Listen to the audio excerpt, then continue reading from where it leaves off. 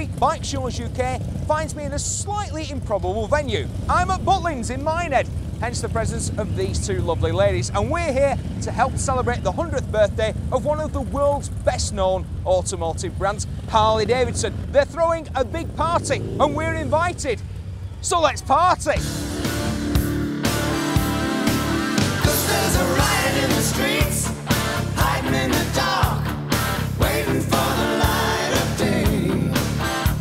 When they call out their warning, we can hear what they say. 'Cause there's a riot in the streets. There's a riot in the streets. This special weekend of celebrations would see thousands of Harley riders descend on this small seaside resort in Somerset. And as they were continually squeezing through the entrance, I went over to say hello to some of them. So how long did it take you to get down here? We took 8 hours. We came the scenic route across all the little B roads and A roads and just enjoyed the scenery. And what bike have you come on today? I'm on my old electric glide. It's 30 years old. We've come down because it's the whole Harley thing. We're all from the Fenlanders chapter, which covers East Anglia.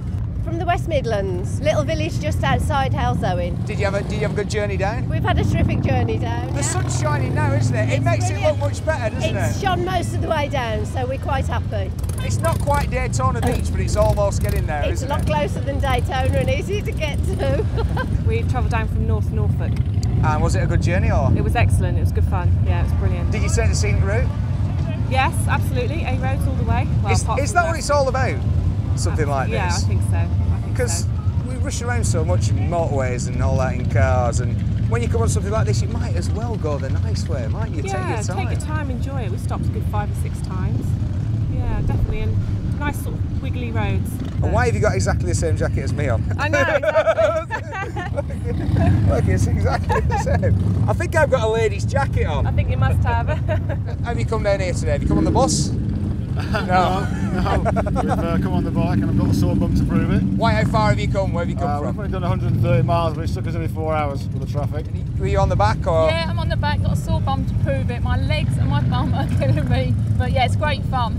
Brilliant, I love it. Now, one of the amazing statistics about Harley Davidson is that they have the highest percentage of women riders of any brand of bike, and here's one of them, Jill, and she's only just passed a bike test a year ago today, and now she's riding this beast. It's got a low seat though, isn't it? Is that one of the attractions? Well, I can stand here like this and... It doesn't half help if you can get both feet on the ground, doesn't it? It does. And so what about these weekends? Is it the bikes? Is it the huge numbers of men that are around on this weekend? Or is that your husband stood just over there? That's my husband. And would you argue with him? No. I don't think so. I've got lots of other motorbikes, a lot of British classic bikes, and I'd always never really been interested in Harleys, but once... But then as you got older, well, you came yeah. to appreciate their subtle qualities. And once I had a ride on one, within 100 yards I knew that was the bike, the right one for me. And what about the Road King itself? Did you go through a few before you arrived at that one? No, or? just that one. No bike show would be complete without a stunt show. And before Craig Jones, the Buell and Harley stunt champion, took to the arena, Terry Grant entertained us with his four-wheeled antics. Don't forget, it might look like a car, but it does have a bike engine, honest. While Terry was getting in a spin, I was backstage talking to Craig Jones. Right, well, I'm with the reigning European stunt champion, Craig Jones, and bearing in mind the nature of this event, it's quite fortunate that he happens to ride Harley Davidsons and Buells. That is, to say the least, a bit unusual. Most of the guys ride Japanese bikes. What's with the Harleys? Well, it was just over 4 years ago, Steve. I was in Australia at the Formula One, and we rode some of the Buells. It was just a bit of a joke, you know. Take one of these Buells, do a wheelie, a stoppie, a burnout. We'll send a load of pics back to the guy that lent them to us, and he'll have a heart attack, you know. That was the funny side of things. But I actually liked the Buells, and I came back home, and the idea was, well, why don't I just approach Harley Davidson and Buell, and why don't I, you know, put the proposition to them? No one else was riding them at the time. Why don't I? And that's what I did. And very, very quickly we slotted into a great partnership. And some people, even some of the media, were saying, "How come you're on those, Craig? It seems rather different and everything." And very, very quickly people began to realise that there's something in this. And now, 4 years later, well, I mean, this is where I am now. It's great. It's a great profession for me, and I know that Harley and Buell are very, very satisfied with what's happening. It's a different crowd, though, to the normal bike show crowd, isn't it? At these events it is. I mean, this is primarily hog members, and the hog members of course like to see the hogs being used. So I tend to bring out the FXDX, which is it's the Dynaglide. It's Harley Davidson's aggressive bike, you know. It's 300 kilograms. Well, so what's that then? That's about 2 R1s bolted together, isn't it? It's got a 1700cc Screaming Eagle big bore kit, and what that means is it's got something like 80 something pounds per foot torque. It's a real monster, you know. And I just turn the throttle, back end kicks out, no problem.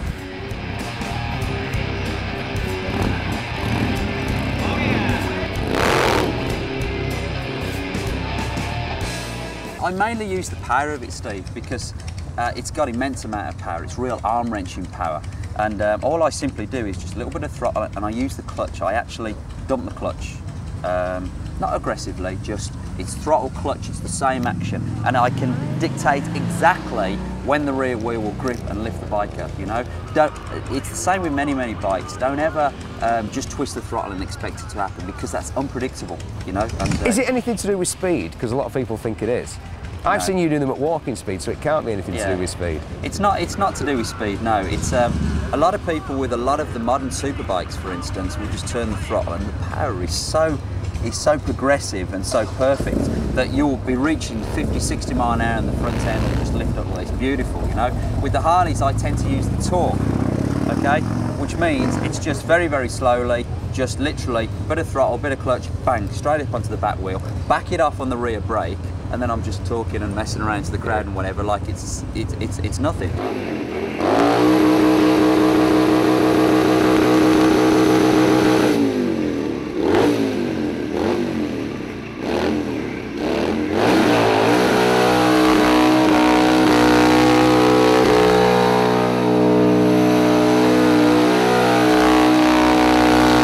So do you think that people, because these guys actually ride these bikes, they acknowledge how difficult the stuff that you're doing is, much more so than a regular crowd?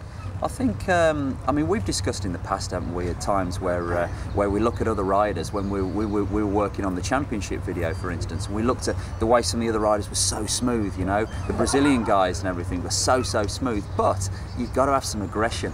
And I tend to keep the aggression in there. Yeah, I'm smooth and everything, but sometimes I put an out of control element in there, you know, and I'm like this to the crowd, bang, bang, bang, you know, as if, whoa, I nearly had a heart attack then, but I didn't. It's like people think he was really on the ragged edge there, and that's what the wow factor is, that's what the entertainment's all about. And of course you've got your co-pilot as well, haven't you, which is an added element to the show, something that you do. Yeah, I mean, Wing is he's about 8 stone. He's still a bloke, but he's a little bloke, you know, and I put him on the front, I put him on the back, and we do some mad things together. It is difficult, and once again, it's another added element, it's another wow factor. It's like, not only can I do this with myself, I put a guy and I'll repeat everything you've just seen with 2 people on. And some of the wild things that we do, like we scrape his head, he hangs off the front, I stand on the front wheel to stop it, scrape his head down the road. I mean, would you do that? I wouldn't even trust myself. I don't know what he's doing on the front of it, but it works. It's a good partnership, the pair of us. We pull it off and people just say, that's just amazing. And that's, you know, I think that's what won me the title, to be honest, this year. Of course, we're here to celebrate the centenary of Harley Davidson, but did you know there were at least 150 other manufacturers of motorcycles in the States in the first half of the 20th century? Now, obviously, the men who had the most influence on the design and the engineering of this motorcycle are those whose names you find on the tank, William S. Harley and the Davidson brothers. Although, by the way, did you know that this most American of machines, an icon of Americanness, was actually created by an Englishman, Harley, and the Davidsons, who were of Scottish extraction? So it's probably more of a British bike than a Triumph, but that's by the way. Another man who had a massive influence in the development of the American motorcycle was, of course, Henry Ford, because by the 1920s he'd made cars affordable. And so whereas in Europe we looked at bikes for a long time as cheap transport, it was never like that in the States. I mean, just look at this gorgeous 1934 VDL. A motorcycle like this was never going to be cheap transport now, was it? Not unless your name was Carnegie or Vanderbilt. This 1934 Harley Davidson VDL was a fast, powerful, luxurious and eye-wateringly expensive motorcycle at the time, and the problem was the time, the 1930s, the decade of the Great Depression. There had been more than 150 motorcycle manufacturers in the States. By the middle of the 30s, there were just 2, Indian and Harley. 20 years later, only Harley remained. They must have been doing something right. Harley had a good war, because right from the start, they realised that this little local difficulty in Europe wasn't just going to be a flash in the pan. They switched all their production to match the military need, and they made almost 100,000 of this iconic machine, the WLA, better known as the 45 on account of the 45 cubic inch displacement of its V-twin engine, that's 750cc in English. They didn't just make them for the US military either. We had them, the French had them, and it was nicknamed, as well as the 45, the Liberator, because this was often the first thing that people in occupied Europe saw as a sign that their town had been liberated, a GI on a Harley Davidson proffering chocolate, cigarettes and freedom. Right, here's something you don't see every day. Bikes at Butlins parked right up against the chalets. Why are they allowing it? Because it's a special occasion. It's Harley's 100th birthday, and there'll be more from the big party to celebrate their centenary coming up in part 2.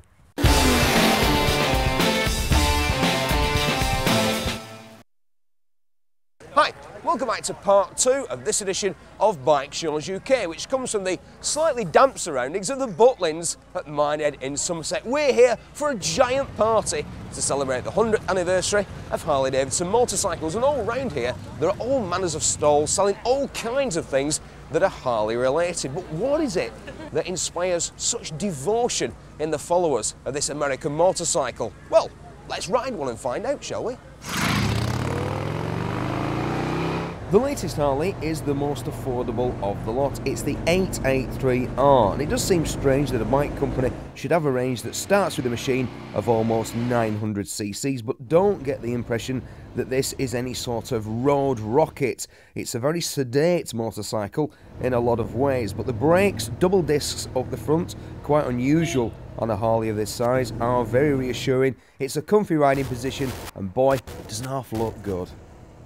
Rarely has the name of a motorcycle been quite so misleading as on this anniversary edition 883 Sportster R. Not only is it a Sportster that isn't very sporting, the R stands for racing, and quite frankly, this is no road rocket. In fact, if anybody else made it, they'd have trouble actually giving them away. But of course, it isn't anyone else, it's Harley Davidson. And what this bike does is evoke those classic flat track races of the 1960s, the XR 750, the bike that bred racers like Kenny Roberts and Wayne Rainey, with the back end kicked out, the front end heeled over like that. It was the mainstay of American racing, and the Sportster was actually designed back in the 60s to see off the likes of British intruders like Triumph and BSA with their lightweight sporty bikes. Today the Sportster has a different kind of market. For a lot of people it's an entry-level Harley, and when you think that this one can be yours for under £6,000 when a V-Rod is the best part of £16,000, you can certainly see the attraction. It's a way in to the Harley way of life. It's not a very quick way into the Harley way of life, but spend another £500 to £1,000. Yes, I know that sounds a little strange, spend another few £100s on a brand new motorcycle, and it's really quite a nice bike. I liked it.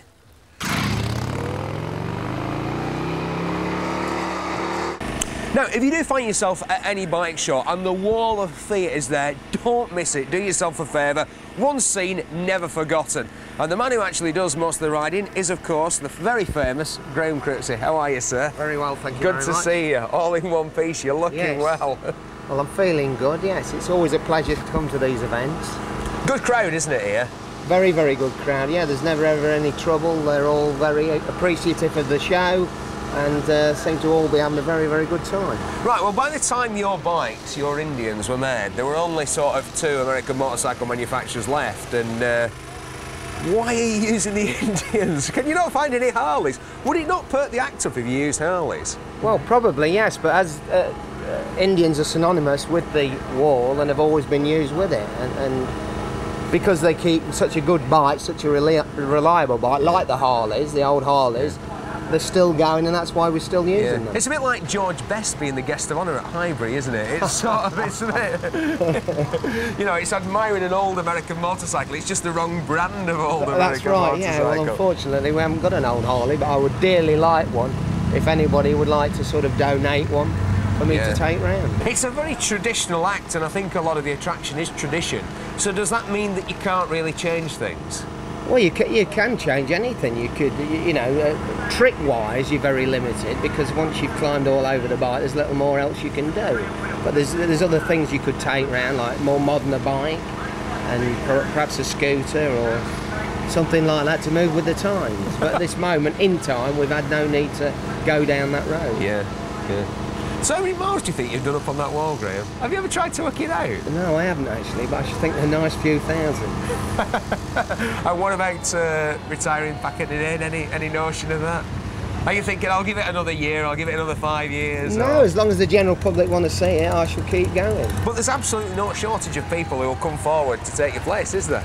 Well, there's a lot of people think that they could, but then well, that was it's another kettle of fish. Well, exactly. I mean, I know that better than most people. It's one of those things. Well, I don't think anybody thinks it looks easy, but some people just can't do it, can they? No matter how hard they try, no matter how brave they are. That's right. They just haven't got the balance or the ability, or they can't withstand the G and they can't do it. Well, it's the coordination and not going dizzy and being able to get like you say, the coordination and the balance and all those factors have all got to gel together. Oh, it is. It's dangerous, isn't it? That's part of the attraction, isn't it? It's not, you know, it's not tea in the park. It's dangerous. It can be, everybody has to be trained to do it, you know, through certain stages, and until their ability enables them to go to the very next stage, then they have to stay where they are and practice until just to get that one little step further. Right, well, thanks, Graham. It was lovely to see you again, especially since you didn't ask me to go on the bike this time. I've been on it, it was terrifying. Anyway, if you see the Wall of Fear at a bike show, do not miss it. It's the best quid. Is it still £1? Well, it probably was the last time you got your hand in your pocket to see it, Steve, but it's gone up a little bit since then. That's cruel and unnecessary. The first custom bikes were Harley's D-Mod GIs back from the war, bought bikes and chopped off the excess weight so their Harleys could keep up with the upstart British imports like Triumphs and BSAs. There are more aftermarket parts available for Harleys than any other kind of motorcycle. In fact, it's possible to build a custom Harley that contains 0% Harley parts. But no matter how much Harley there is in your custom Harley, there's no doubting that bikes like this are mobile works of art. So sit back and enjoy the sights and the sounds of the custom show.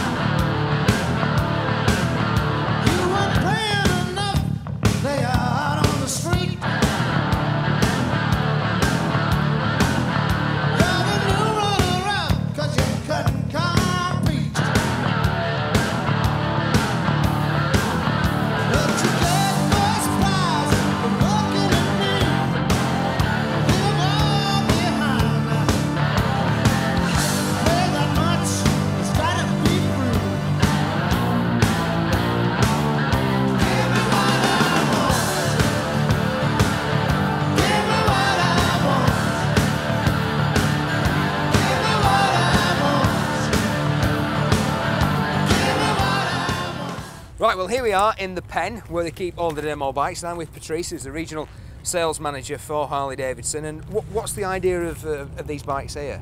Well, basically what we're doing is we want to make sure that everybody who comes here to the event can actually test ride all our motorcycles. But I would imagine that the one that's in the most demand this weekend is, and it doesn't take a genius to work this one out, the V-Rod. This is the one that everyone wants to ride, and with good reason.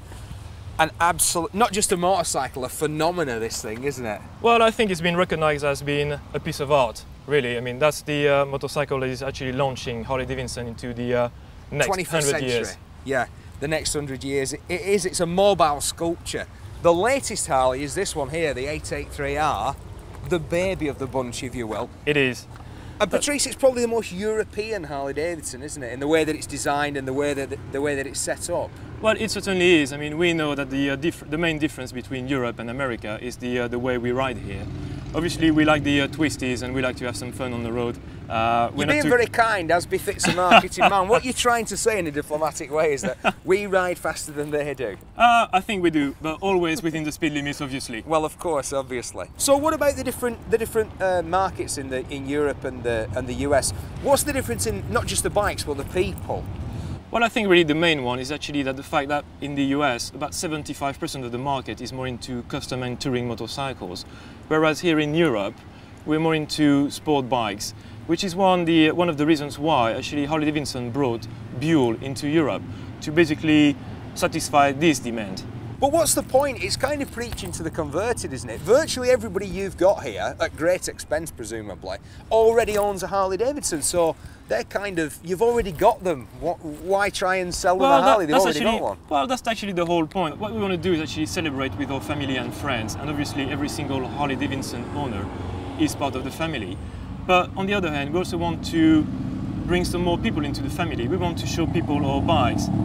We want to show them our lifestyle that goes with the bikes, which is why we've got here all the bikes for display, we've got the bikes for demo rides, we've got stunt shows. We just want people to come to us and talk to us. Well, that's about it from this edition of Bike Shows UK, brought to you from the big 100th anniversary bash here in sunny Somerset. Or not, as the case may be. In fact, everyone this weekend has been talking about the huge event that's planned later in the year in Barcelona, where they've promised me the Rolling Stones, a lagoon of sangria and plenty of sunshine. Sounds about right to me. I think I'll set off now.